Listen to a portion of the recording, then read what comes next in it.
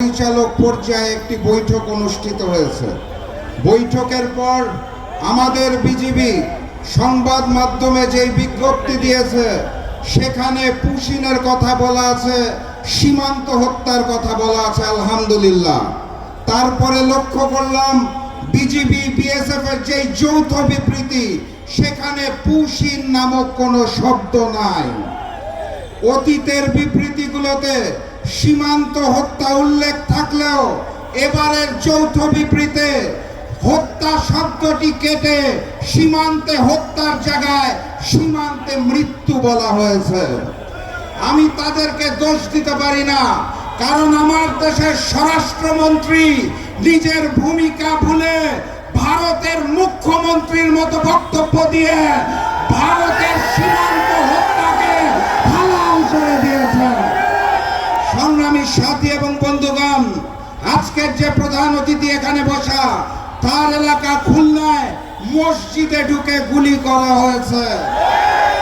গাইবান্ধাতে বড় বড় মূর্তি তৈরি করা হচ্ছে, মন্দির তৈরি করা হচ্ছে, অর্থায়ন করছেন নাকি একজন এসির মিস্ত্রি। এগুলো কোনো বিচ্ছিন্ন ঘটনা নয়। সংসদে হিজাব নিয়ে কটাক্ষ করা হচ্ছে, পুশিন করা হচ্ছে, সীমান্তে হত্যা করা হচ্ছে। ভারত থেকে হাই কমিশনার প্রবেশ করে অখণ্ড ভারতের স্বপ্ন দেখছেন।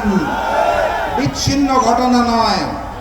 আমার দেশের সরকার নতজানু পররাষ্ট্রনীতি গ্রহণ করেছে বলে তারা নতুন করে সুযোগ নিচ্ছেন।